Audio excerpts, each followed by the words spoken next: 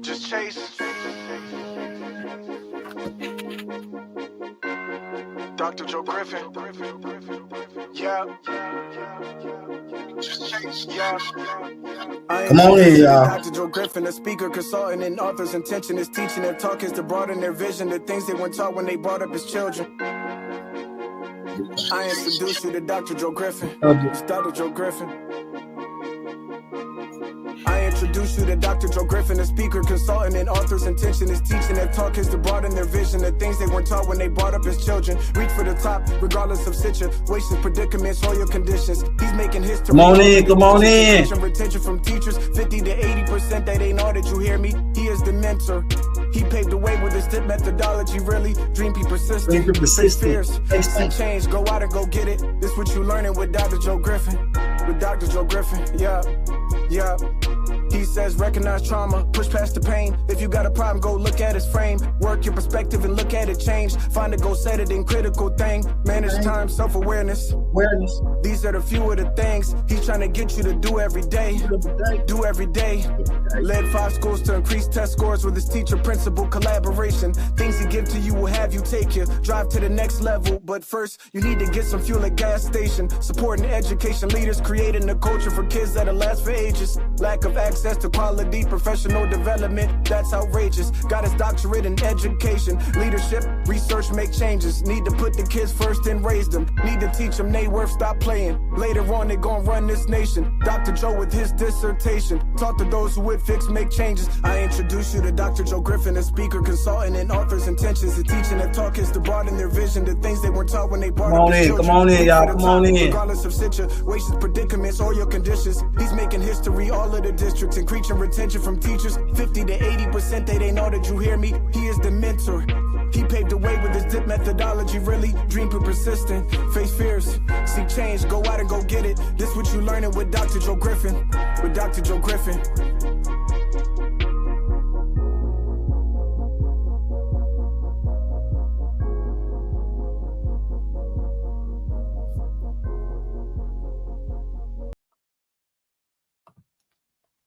Great day, leaders.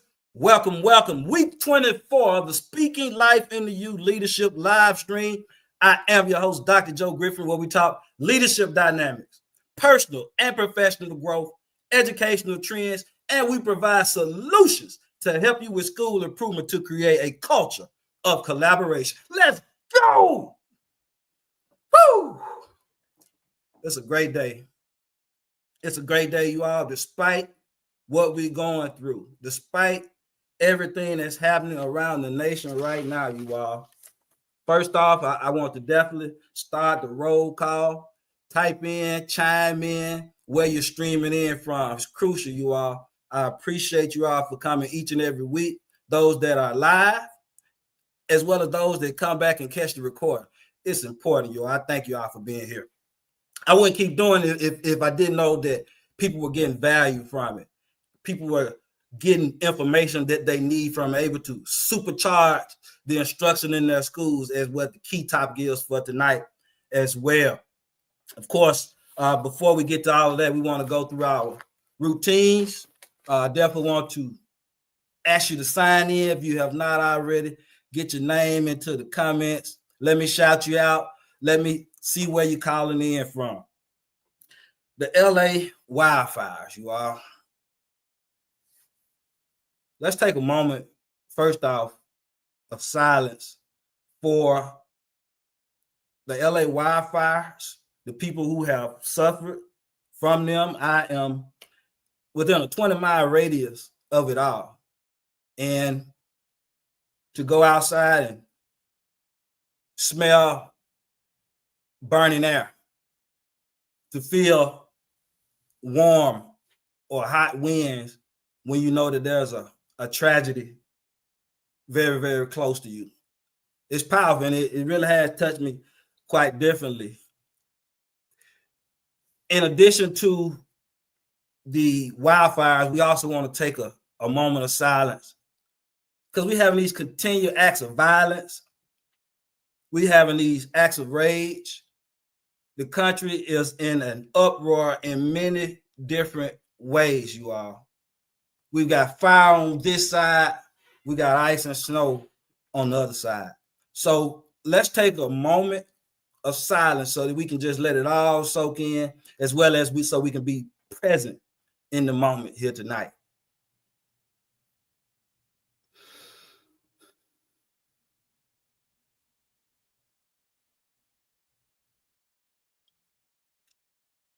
Yes, and hopefully you participate with that at home as well.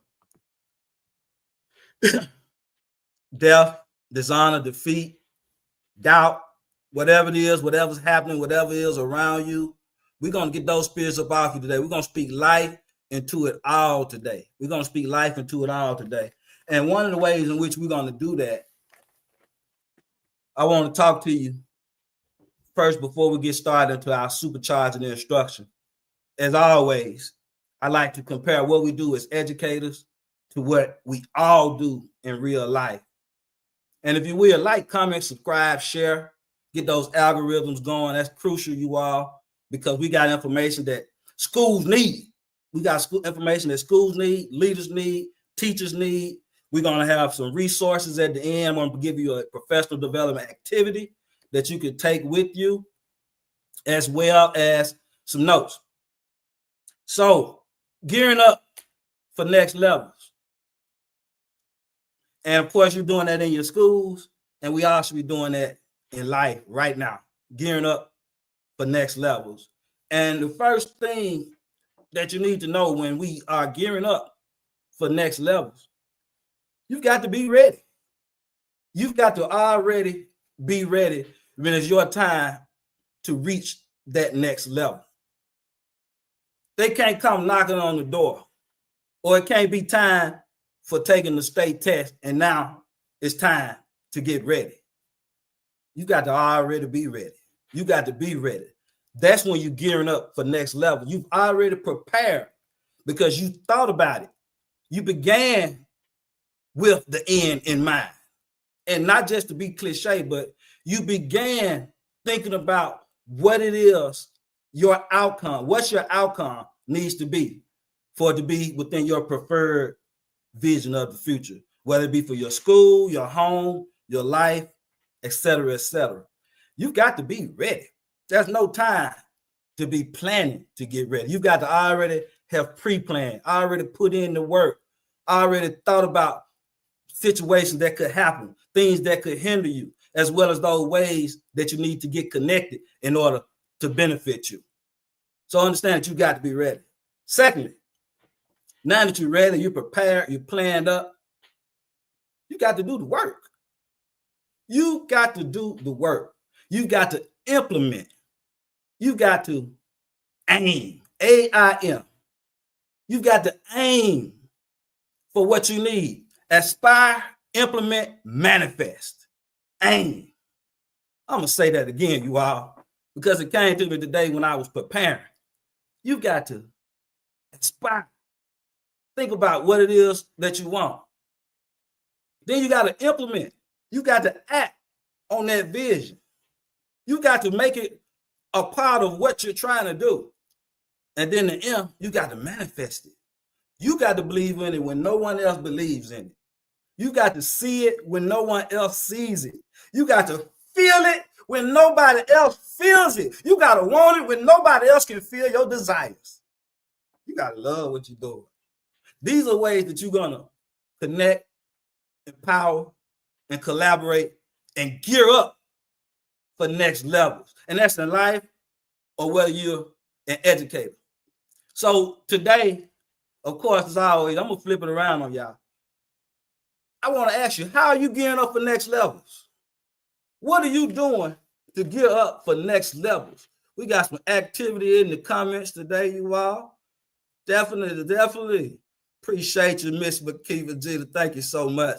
Dr. Houston, good day. Crystal Reddy. Hello, Lady Reddy. Watching live from Woonsocket as well. Thank you so much. Thank you so much for that, Miss McKeever Jeter. I appreciate you sharing out and asking people to join our live. Thank you so much. Gearing up for next levels, you all. So we're going to jump into it a little bit today, you all, Because when you're gearing up for next levels, you got to start again with the end in mind. And one thing that you need to know in order to supercharge your instruction in your school, in order to supercharge your instruction, you need to know that there is power in the informal observation process. We're going to outline a little bit today. I'm going to give you how to amp that up, some steps, and then I'm going to come back at the end and actually put you up a handout in addition to that. And again, you are, when I talk to you, I'm doing it from the heart, and I'm also doing it because these are the things that I was able to do. I was able to lead schools to next levels, leave them in a better place than where I found them at every school on this board. And I'm not saying we went up every single year, but we did go up most of the time. Only one time that we went back, other than according to the state results changing. These things are things that have been implemented. And you can cross-reference those with your state score reports as well. But these things that I've implemented and used, and one thing that I know, that for formal observations to be meaningful and beneficial toward an educator's growth, the informal observation process must be a common occurrence within your school. Ooh-wee. I'm going to say that again, you all, because I know it didn't quite sink in that first time. But for formal observation to mean something, the informal observation process has to be common. You've got to constantly be observing, evaluating, supporting, guiding the instructional process. Now, the only way that happens is that you taking care of your cultural pieces. Remember, I always talk from a lens of instructional, cultural, or organizational leadership. Okay, so I always remember that. Those are our pillars. But you got to understand that for those formal observations to do what you want them to do as far as pushing the instructional program forward, the informal process must be common. Now, you say, Dr. Joe, what you mean by that? What exactly do you mean by the informal observation process? First off, let's start with this. Let's understand that you want to use a three-way observation cycle. A three-way observation cycle. I'm going to explain all of this. But you got your informals, your formals, as well as your peer observations that make up the three-way observation cycle. All of that is going to be influencing your outcome. So one thing that you need to do, the first thing that you need to do when preparing for the informal observation process, make sure you calibrate with your leadership team on learning walks. Make sure you calibrate. Now, if this is something that you think you did back in August, you did learning walks in August, September with your team. Now, this is something you need to come back and do now because this is a new semester, technically a new year, and you pushing forward with objectives. You're making adjustments. So now we're going to come back. We're going to do a learning walk so we can recalibrate.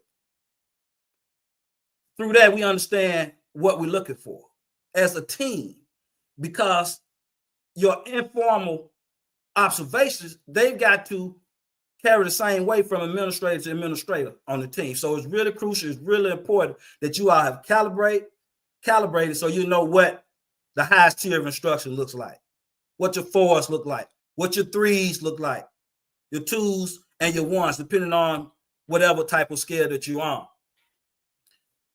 While you're getting your leadership team together, then you got to make sure that how does it align with your instructional focus? And how are you implementing it? If you got great ideas about implementing this informal to formal observation process, please make sure you put them in the chat as well. But how does it align with your instructional focus? What instructional strategies have you already pushed through professional development? Here's also a time you gather input from your staff. Because now, again, we're collaborating.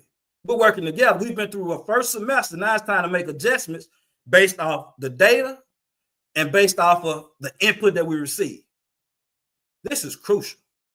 This is crucial if you're going to boost up your informal observation process. Thirdly, review your professional development agenda and adjust it. We just talked about adjusting off the input, off the data that you receive from your team members. Make that adjustment.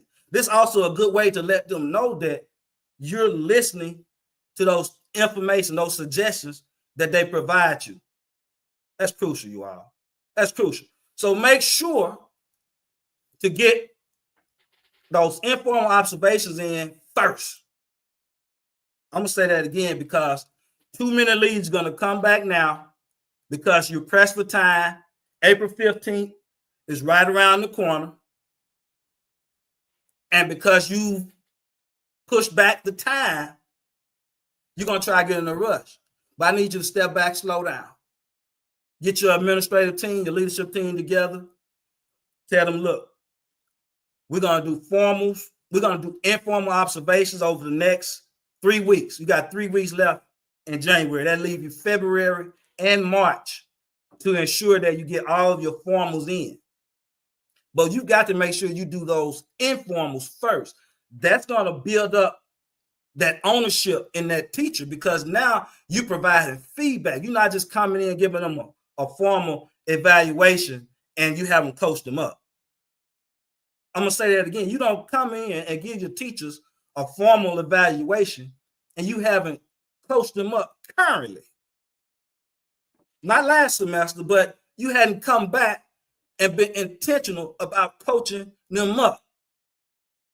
So it's crucial that you make time to do that along with your team. Now, if possible, you want to do 2 between now and February. All right? And go ahead and get those planned. You're going to make sure at the same time, you want to make sure that those peer observations are in full swing. Right now, they ought to be in full swing. It's also a good opportunity to get teacher leadership involved. Let me explain.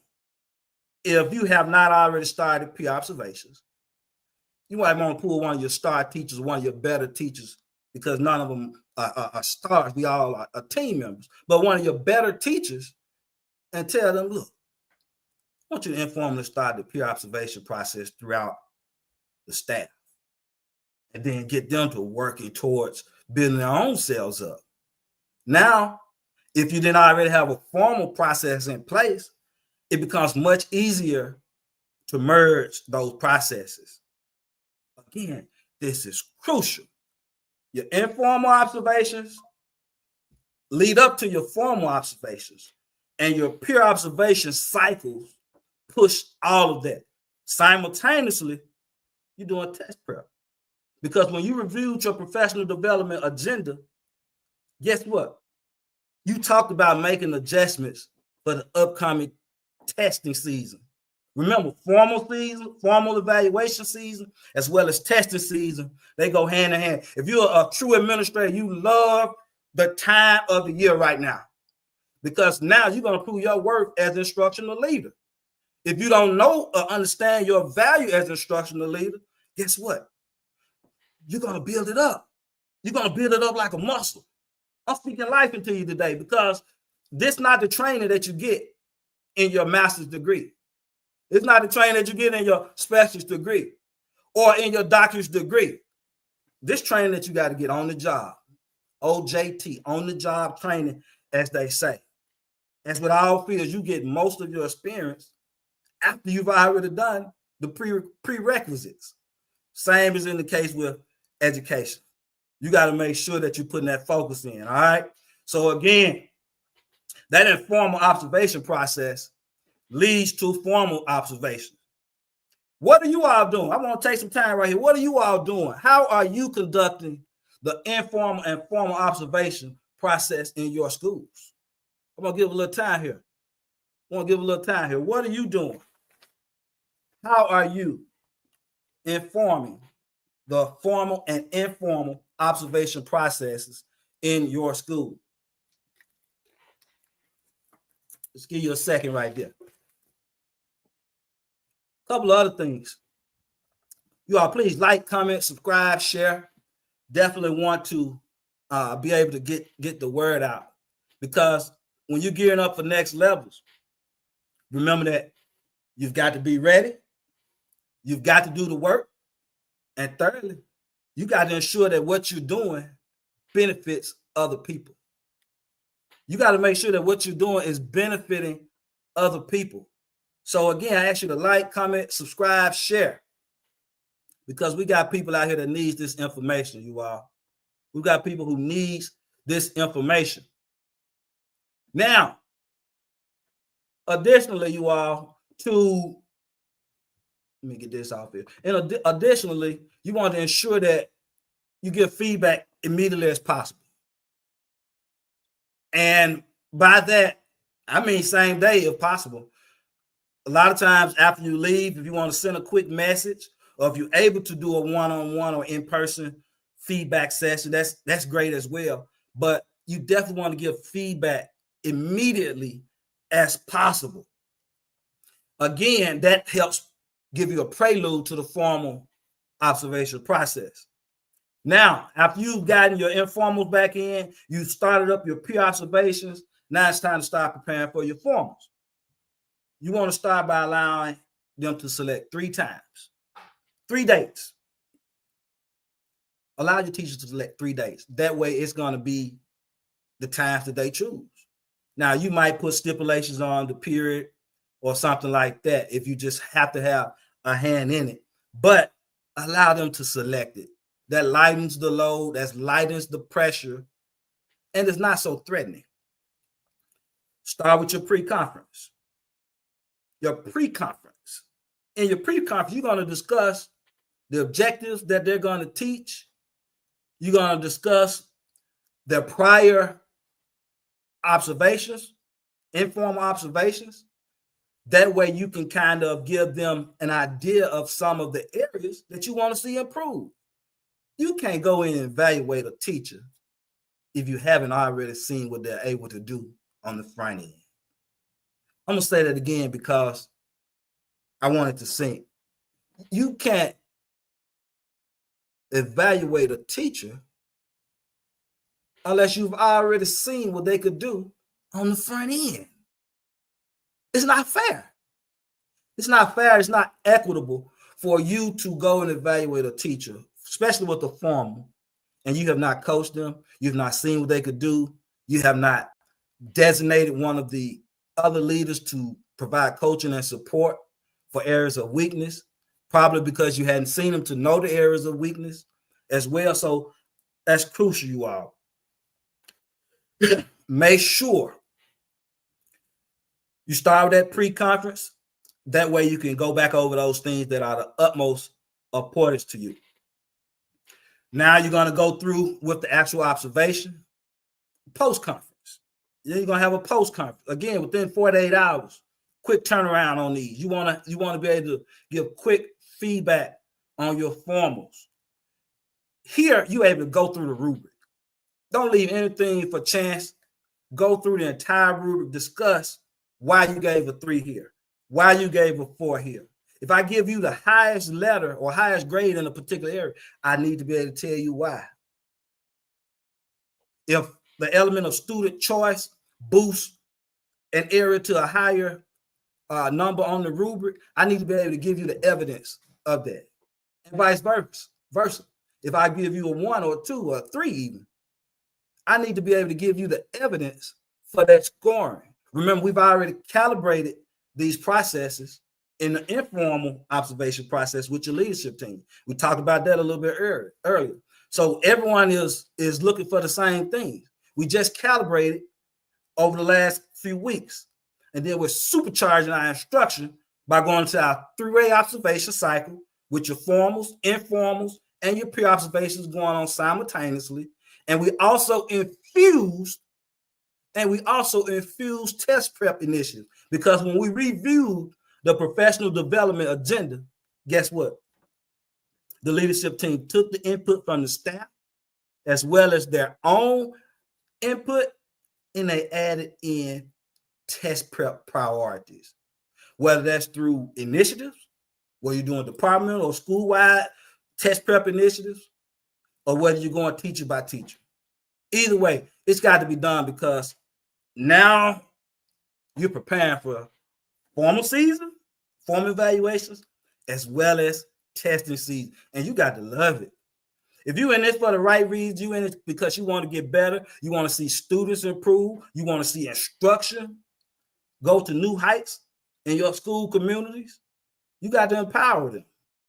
As the leader, it's our job to ensure that the staff is prepared, that students have what they need. You got to take that seriously. You got to take that seriously. You got to want to do it. There's no denying it.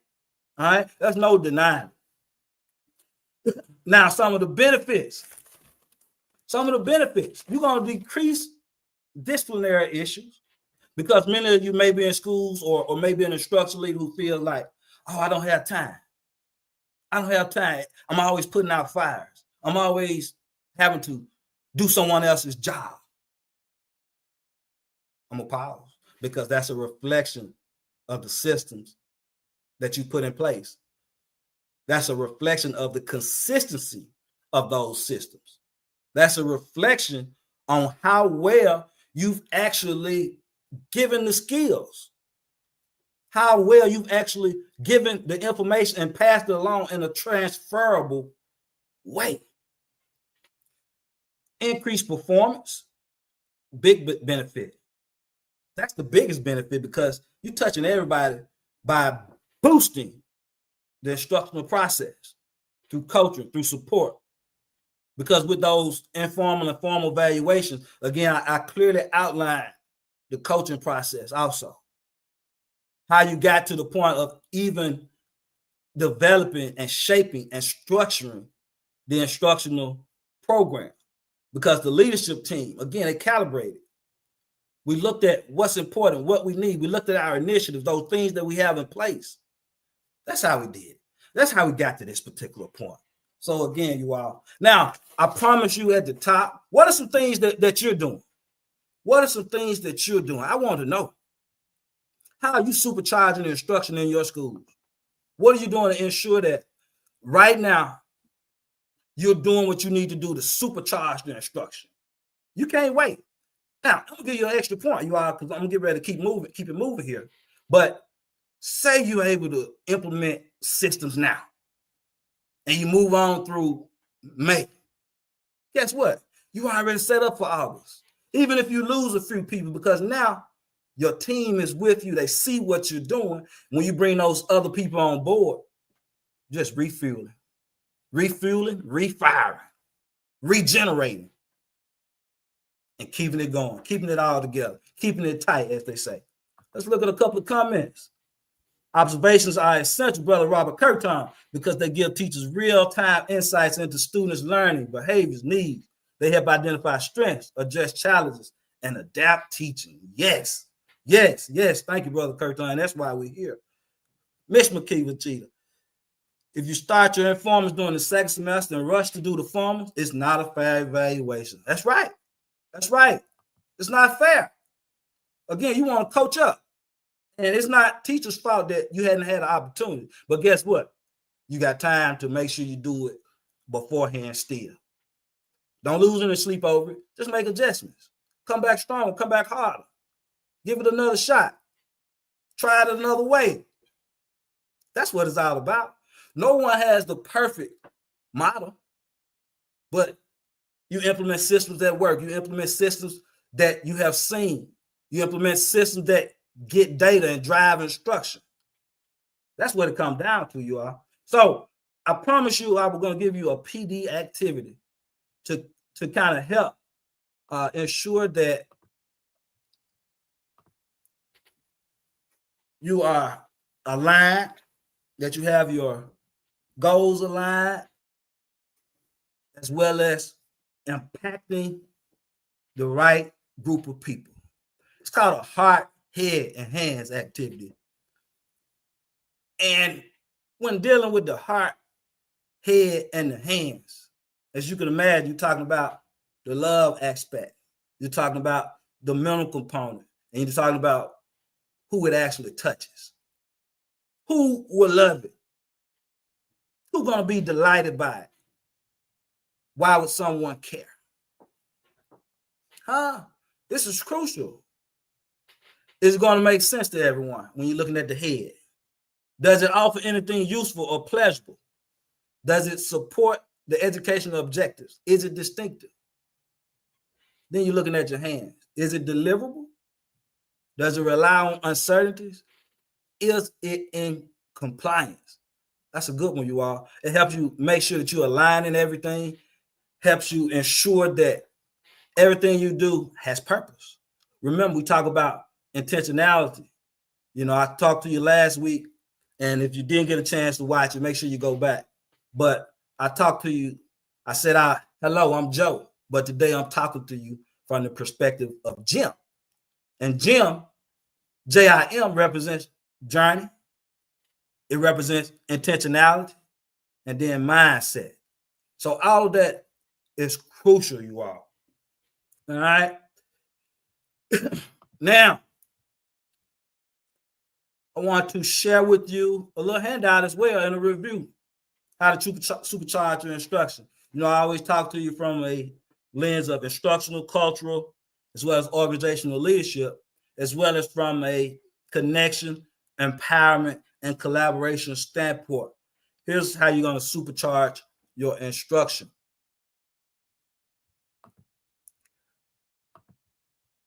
Calibrate with the leadership team, like we talked about.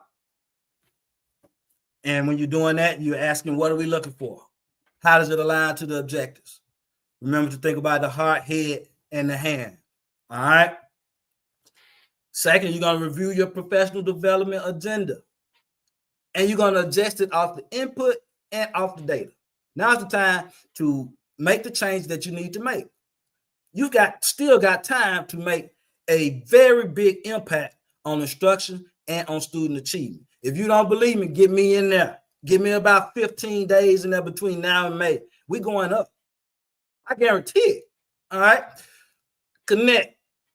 Again, you're going to empower, ramp up those peer observations. Teacher leader opportunity. Again, have teachers set norms. Okay. Those are teacher leadership opportunities when you're ramping up those peer observations. It boosts the collaboration. We want an environment where it doesn't matter who's coming to our rooms. We're not afraid of observations, that teachers teach regardless of who's in the building. And the only way or a quick way to establish that kind of environment is to have people in and out of the rooms. And if it's all of us, we don't mean any harm to each other. We're trying to build up our community. We want to be all empowered. We want everyone to be able to reach into their teacher's bag and pass down tools to the next set of teachers. You didn't hear me. We want all our teachers to be able to go into their bag. We want to be able to look down the sideline like a coach and decide who we're going to pick up for the next play. Because guess what? When you run a program like that, you're not worried about if teachers want to leave. Number one, they're not going to want to leave. But number two, when they do leave, you've already trained the next group of instructors. Next man up, next batter up. That's the mentality when you have a program, when you have an instructional program that you're pushing. Everyone gets the same skills. Not just your English 2 or tested area teacher, but your English 1, your English 3, your English 4. Not just your Algebra 1, but also your Algebra 2, also your transition to algebra or foundation to algebra teacher. They all going to get those skills to boost the students up. As one improves, so does the team. As one of us improves, so does the team. And of course, you want to collaborate. See each teacher informally. This semester, not last semester. All right. Go see those teachers informally prior to formals. Twice if possible. It could be you or a designee. Remember, you kept collaborated. So you calibrated. So you collaborated and calibrated. So ensure that either one or both of you all be able to get through that to see that teacher and to provide actionable growth. Also, be able to give the current outlook on areas for growth. That's crucial, you all. These are some ways that you're going to supercharge your instruction. These are some ways that you're going to supercharge your instructional program. Please like, comment, subscribe, share. We got Sarah Laws. Hello, hello. Thank you for chiming in. We definitely appreciate it. Now, as we get ready to come to a close, you all, I want to definitely again send out a word of prayer for everyone who has been affected by the fires. You've been affected by the snow, the ice, or what have you. Again, take time to just think about where we are, to add some perspective to what you have going on. Time and promise. I think about it oftentimes now because I realize how important time is. As you get wiser, you realize that. But you think about how much time we use not being productive, or we use in a way that doesn't help our effectiveness. So it's important that we come back, we manifest that we're going to be better with our time, and we actually use it. So again, I want to encourage you to reach out. If you need help with professional development, if you need your school turn around, if you need your school improve, and we're talking about right now. We're talking about right now. I believe in the power of being able to go in, make an impact immediately. You got to manifest it. And as true leaders, you should as well. So take what you've taken, what you got in a day, and what you've been getting over the last few weeks, and supercharge your instruction. Got a good one next week as well. Got a couple of guests the next couple of weeks. I'll be solo again February 2nd as well as 23rd, because I want to make sure that you are prepared coming down this stretch run for your school. It's nothing, I don't get any better enjoyment but to know that I'm serving you well, that you're getting what you need, and that each week, this week 24. So each week, we pouring our heart out, we're empowering you, and we're asking that you give your very, very best in our schools every single day. Other than that, you all, if you have not gotten my book, my latest book, Empowering Educational Communities, a guide for teacher-principal collaboration, please do so. Please do so. To all, the very best day. Stay motivated. Make sure that you always inspire and be the very best that you can be. Dr. Joe signing off, always speaking and writing life into you.